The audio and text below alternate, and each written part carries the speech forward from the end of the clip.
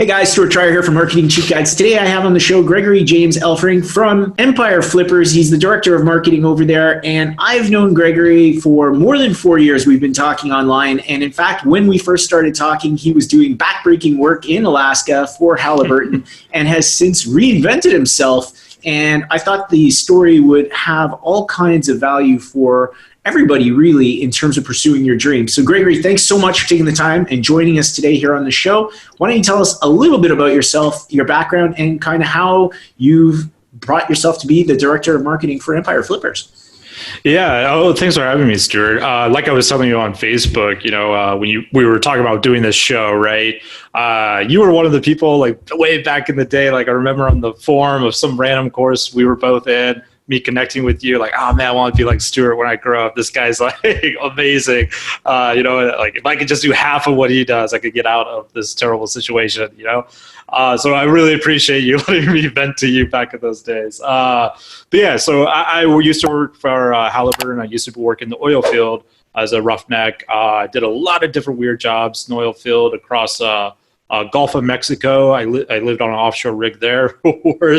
worst betting situation possible. There's this thing called hot sheets, or hot cheating, where you'd work 12 hours a day, and then after your 12-hour shift, you go into your room, you share it with 3 other guys, and it was called a hot sheet because the people who are working the 12-hour shift that you're not on just got out of bed, so the bed's still hot, right?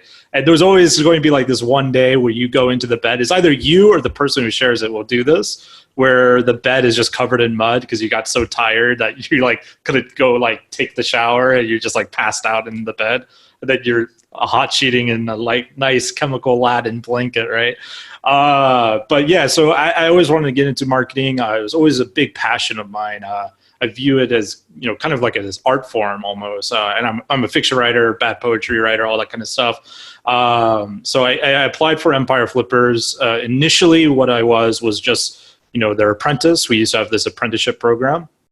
And the first 6 months, I was just learning the ropes of buying and selling online businesses. And then I became the content manager, started doing a bunch more content stuff, content collaboration, outreach, all this kind of stuff. And it was never really my intention to become the head of marketing. I just really love what we do. And because we do some life-changing stuff for people, right? If someone comes to us and they sell, say, a $200,000 affiliate site, that's not like money that you can retire forever, but that can be the kernel to truly changing your life. And so I've always been really passionate about that because I was looking for a life change so much in my own life, right? Just like that one lucky break, that's what I needed. And in a lot of ways, EF was that for me. And I became now the head of marketing and manage a team, manage a budget, several hundreds of thousands of dollars. And yeah, I love it. It's cool. I get to do cool shows like this with you. Awesome. So let's unpack it just a little bit. So you started there, you were in Alaska. So where did you end up relocating, or did you start working while you were in Alaska? Yeah. So I like I was just telling you off air, right before I got hired with EF, I was working the best job I ever had in the oil field, and also one of the lowest paid jobs I ever had in the oil field. And it was the best because I only had to be in this room for 12 hours a day, this windowless black room. And I was actually technically in town, but still considered like a field worker because of the weird setup. So I had no more chemicals, no more backbreaking work, all this stuff. And yes, I'm out, right? And then I got to get this opportunity, and I almost didn't take it because I had never succeeded with some of my other ventures that I thought this will prove to me that I can't do this, right? I would get this job, I'll get fired, and then I have to go back to Alaska. And now I'll be on an oil rig again because I don't have this cushy job, right? So that was a big fear for me. Luckily, one of my best friends, he told me to basically break my legs if I didn't do this because he knew I always wanted to do it. And I did. And my boss in that last job, he was like, oh, I'm actually happy you're quitting, not because I'm not gonna miss you, just because the oil crash was happening. So he thought maybe that would save someone's job, right? And then he asked me, so what are you doing? And I told him I got this marketing job. Like, oh, you always want to do that, really cool. This, by the way, was my best boss I ever had in the oil field. Had a lot of not so great bosses, as you might imagine, in the oil field. So he told me where are you moving to? And I said, well, for training, they're bringing me out to Saigon, Vietnam. And he just kind of looked at me. He's like, Greg, I love you, man, but is this real? Like, what do you mean you're going to Vietnam? So I'm like, I don't know if it's real. Actually, we'll see when I arrive, I guess. So yeah, I came out to Saigon, Vietnam. It's my first taste really ever abroad.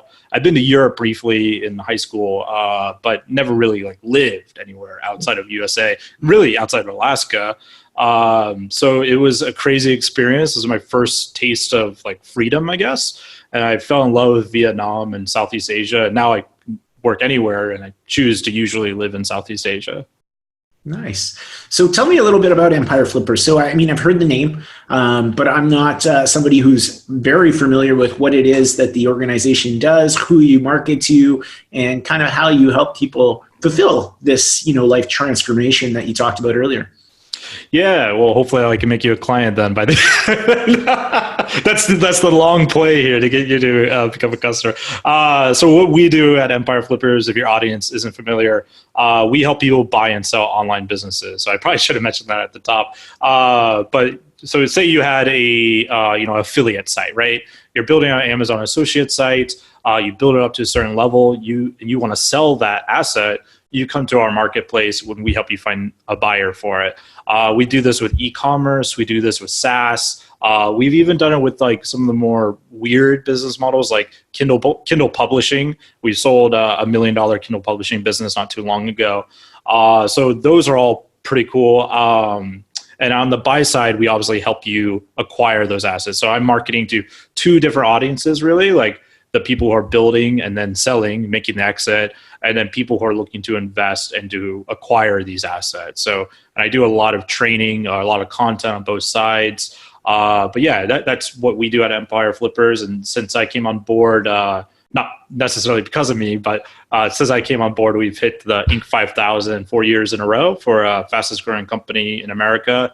And I'm pretty sure we're going to do that this year as well. So we'll be half a decade in. Fantastic. I'd take some of that credit. I think you deserve some of that credit. I wrote a few blog posts that made some waves. Nice. So how much of this is, so I mean, people specialize in affiliate marketing. Is it mostly other affiliates that are buying the affiliate sites? Is it just investors that are looking for the cash flow? How important is it to have the SEO chops to continue it if SEO is what's driving the traffic? Yeah, that's a great question. So buyers are much more diverse than the sellers are. Sellers, they often have a very, no matter what their monetization is, they could be an Amazon FBA entrepreneur or an affiliate SEO monetizing through, share or sell or something, right? But they often have very common roots, common ideas, versus a buyer can be really all over the place in terms of what their mindset and what they want is. So for an example, one of our sellers, we have all these buyer personas. One of our personas are actually previous sellers. So we've had a lot of our buyers, they get the money to buy these businesses because they've sold so many businesses with us. For example, I have a friend, he didn't necessarily buy this from us, but he sold about $700,000 worth of Amazon associate businesses with us. I think it was like maybe 10 sites altogether, something like that. And then he went and used that money to buy a SaaS business, and then also use that capital to start like a productized hosting service and a bunch of other cool stuff that he's done now. And now he looks to buy more businesses, right? But he got that initial cash flow from selling one. So there's those kind of people. There's people that will come to our marketplace and maybe they have a specialized skill. So like maybe they're really good at conversion rate optimization, for example. They'll look at buying one of our affiliate sites or e-commerce stores, do all the CRO on it, and then they'll see that 20, 50% lift in their net profit. And once that net profit reaches a certain new average, they'll come back and sell it with us. We call those flippers, flipper Freds. This is where we get like half of our name from. Since I've been with EF, I've seen the same business sold about 4 times, which is interesting. Twice were higher than it was bought for, but never lower than what it was bought for. So that's cool. And then there is the other mindset, which is like the more traditional investor mindset. So I remember very early on, very early on with EF, I was in Manila in the Philippines. Our CEO, he lives there. So I was brand new. He was like showing me around Manila and stuff. And we met one of our previous customers for lunch. And I talked to the guy. He was a huge fan. He loved us. He's like, oh, I bought about 6 sites from you guys. Like, oh, wow. that's awesome. How well the sites are going. He's like, they all tanked. I'm like, oh, why do you not hate me right now? Like, shouldn't you be like really mad at me? And what he said was interesting to me. He's like, no, you don't understand. I'm not actually an internet marketer. He was actually an oil and gas guy, funny enough, but he was really big into investing. And so he had invested in real estate, stocks, and all this other stuff. And even though those sites that he bought from us did go down, or as he said, tank, they didn't stop earning him money. They were still making more money on a cash by cash basis, or interest. It was outpacing his stocks and his real estate still. So he's very, very happy. He did make his ROI back on it. I think they still earn to this day. I haven't talked to him in years at this point, but yeah, so that was a different mindset where like we have some of these investors that are a little bit more internet savvy than say like this guy was. But even them, they're like, well, out of every 10 sites I buy, I only really care that at least 2 of them end up working, because the ROI I get from those 2 are just amazing for the amount of money and time spent. So that's a very interesting like mindset shift. You talk to an internet marketer, like profits are down by 10%. Like, what's going on? Hair on fire. You talk to this investor guy, like, this is awesome. I love it. There you go. So now that you've had this exposure and you've seen, so what are the price points that people could start to think about either being an investor and or selling a business? Is there like a minimum dollar amount that we're looking at in terms of free cash flow being put off either per month or over a year? And what are the multiples that people are kind of trading? Yeah, these are good questions. So we have a pretty easy minimum threshold at Empire Flippers. So if you're doing like a traditional content business, so your affiliate, AdSense, and so on, the minimum threshold is that you have to meet a 12-month average of $500 per month. So for most like experienced SEOs, that's not like a big barrier to entry for them. I will say pretty much if you're the buyer side and you want to get started, looking at buying like a $30K or sub $100,000 business. If you're looking on our marketplace, at least I always recommend, and this might sound scary if you're like brand new to us, but I would recommend leaving that money, that $30,000 or so, as credit on file with our banks. Because if it's a sub $100,000 business, it usually sells within hours or within a few days, sometimes within hours. So if you don't have that money with us already and you're waiting on the bank wire to hit our bank, there's a good chance you actually lose it. This is one of the first things I did when I came on that I was pretty proud of with EF. So there's this thing we used to joke about called winning the wire race. And basically what it was like, there's 2 competing wires for the same business coming in. This one comes in first. That person gets the business, then we have to go tell this other guy, like, sorry, you didn't get the business. Your wire came in late. You came in second or whatever. And this really frustrated a lot of our buyers, as you might imagine. So, because they thought that the deal was done, they got it, all that kind of stuff. And so I wrote this article called Winning the Wire Race, absolutely zero SEO value. But as I would find out, a lot of content marketing value at the bottom of our funnel, describing this process, which led to, literally hundreds of thousands. And now at this point, probably millions of dollars of credit on file with us, of people just like waiting to pull the trigger to make sure that they don't lose the wire race, right? So that's really awesome.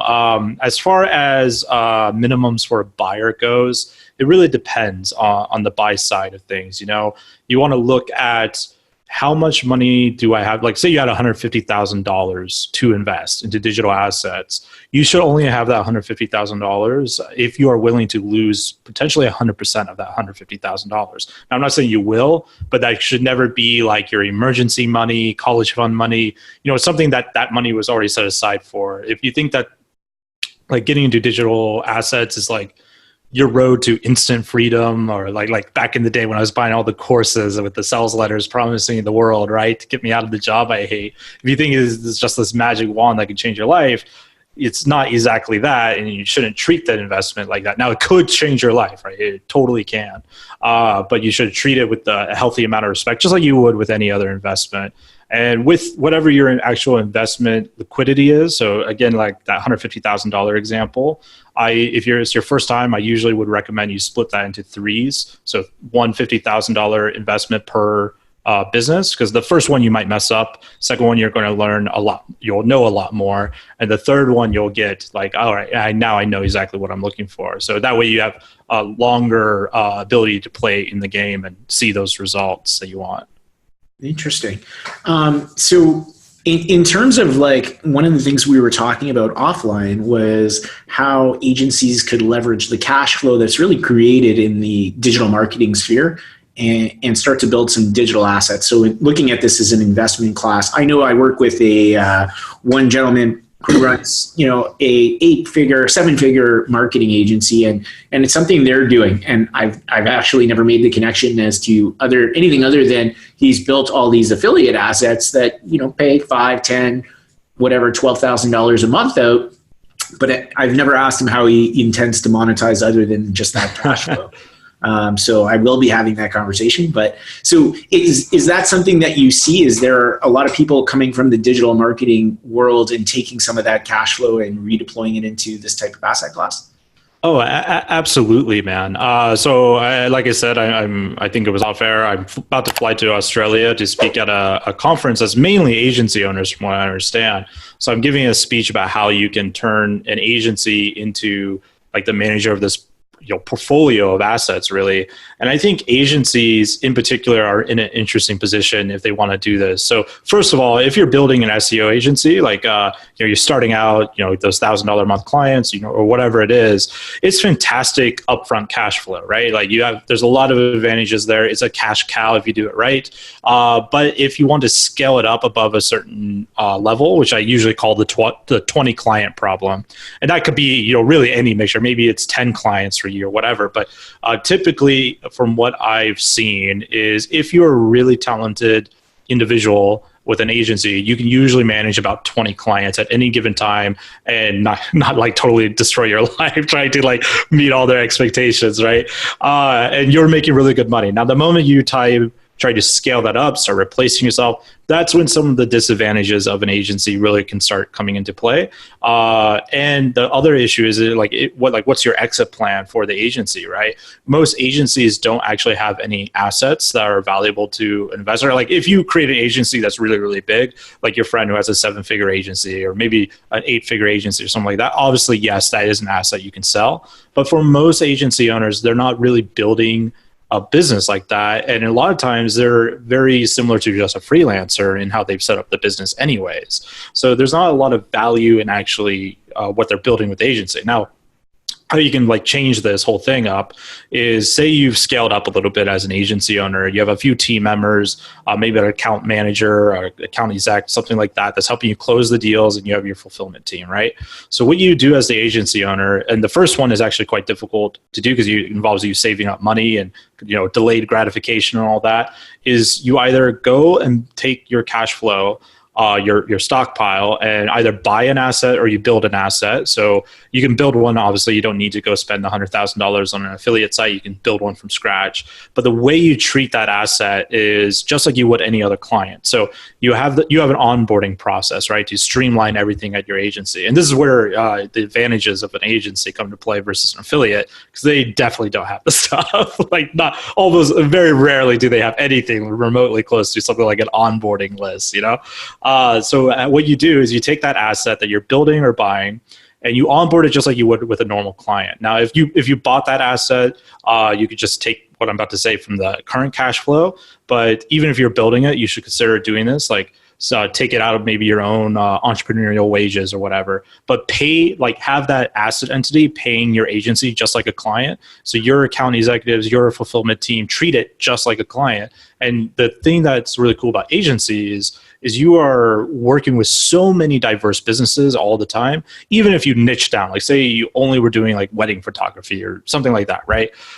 You are still operating the same experiment on several different businesses, and you have a much broader view of what can and can't be done, what the process is like. And your team does. They have the milestones they have to hit, they have processes to follow, all that kind of stuff. So you do the same exact thing, only it's with your own asset. And your agency is technically not losing any money, even though you are paying it at first.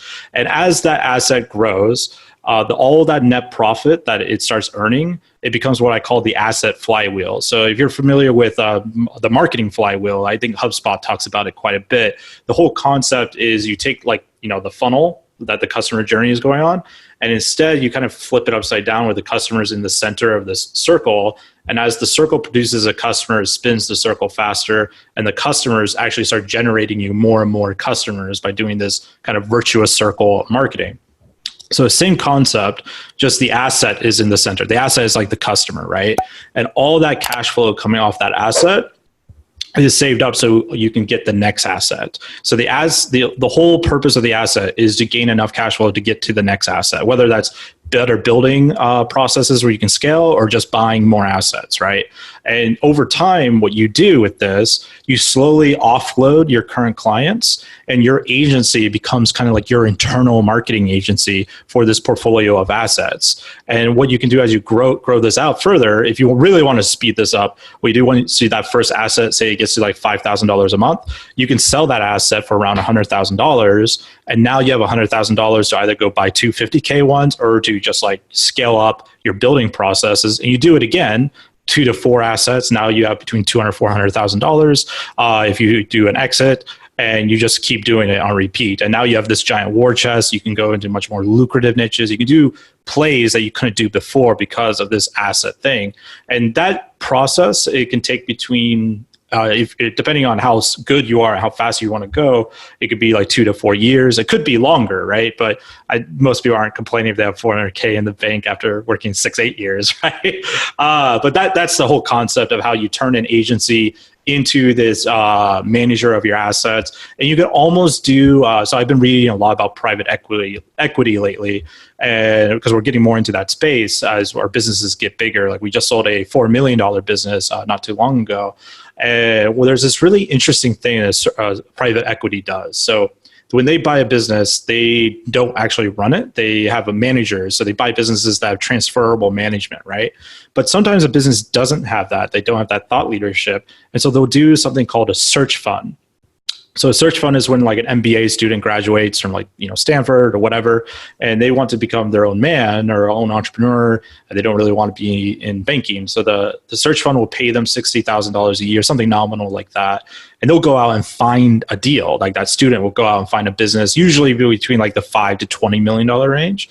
And they'll go buy that business. Once they find that business, they'll bring it to the private equity firm, the PE firm vets it, deploys the capital, and they give a portion of that equity to that search fund person. And the PE firm wins because, that person went and found a business for them and they didn't have to pay much for it in PE terms to go get that deal. And they have someone to manage the operation. So how this applies to an agency scenario is kind of like that in a sense where, you're an account executive. Say you're at a scaled up agency. You have maybe 4 or 5 account executives handling a handful of clients. So in this scenario, you have an account executive handling 1 to maybe 4 of your assets here. And maybe they're really, really going, doing really, really well. What you can do is make that person like the mini CEO of these assets. So now it's 100% on them. They get some equity in that play, and you get to build up the next account executive as you keep building up that asset flywheel. So these are the kind of pivots I talk about for agency owners that kind of want to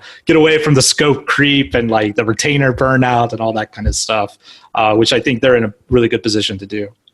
Awesome. So in terms of the type of companies that are flipping, you mentioned at the lower end, they flip fairly quickly if they have a consistent cash flow. Is that the case if it's an affiliate type of revenue? So it's as long as traffic's coming, there's a certain amount, or is there some operational components to the companies that are flipping, right? Like for instance, could it be like an e-com, like a Shopify or a Amazon type product? Or is it mostly just, hey, we're running traffic and funneling it to an offer and getting a piece, kind of like a toll booth? Yeah, so good question. So we sell every business model. In fact, the business model we sell the most is Amazon FBA nowadays. So yes, the way the valuation works is we look at all the expenses that you have, obviously, and we come up with the net profit to create that average. And then the multiple is decided on tons of different factors like age, traffic, multi-channel traffic or one-channel traffic, multi-channel traffic is better, by the way, for all of our SEO friends out there that never look at another traffic source. But yeah, omni-channel selling, right? Like, is it only selling on Amazon's marketplace or on other marketplaces? So we look at all of that to come up with the valuation. The only thing that is added back in the expense, there's a few other things that are add backs, which we could talk about, but the main thing is the seller discretionary earnings, right? So are you paying yourself? Like, say you had a $10,000 business with expenses at $2K, you pay yourself $8,000. And so technically the company is showing like nothing there because it's paying you all of it, right? That $8,000 we would put back as the actual average net profit, and the new owner can decide what they'll pay themselves out of that. Because maybe they were planning on growing it, right? So maybe they only pay themselves $3,000 a month, but they know that's the net profit. That's how much they could pay pay themselves once they acquire the business. Awesome. In terms of resources for people to learn, what are there courses? Where are people going to learn this process? Because I know there are a lot of people watching this who have, like you said, freelance agencies, 0 to 20 clients. They're making some cash flow. They're supporting their lifestyle, but they also have discretionary income. How do they take that discretionary income and start to take steps in this direction? Is that something that you guys have a training course on or content on your site?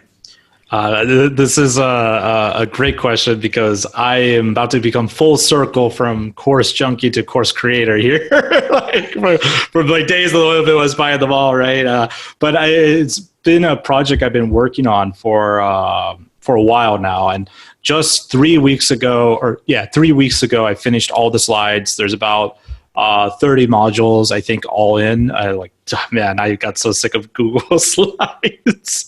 But we are building a course on this subject to help people. Now, and that will be a premium course, all that stuff, but if you want just free stuff, one of the best resources I would recommend, which is us, I'm obviously biased by it, there's this podcast we do called the Web Equity Series, and that's where my co-founder, Justin, and one of our really good customers, Ace Chapman, they do the entire podcast in seasons. So I think we're up to 4 seasons. And I would recommend you start with that first season to really get an overview of the buy-sell space.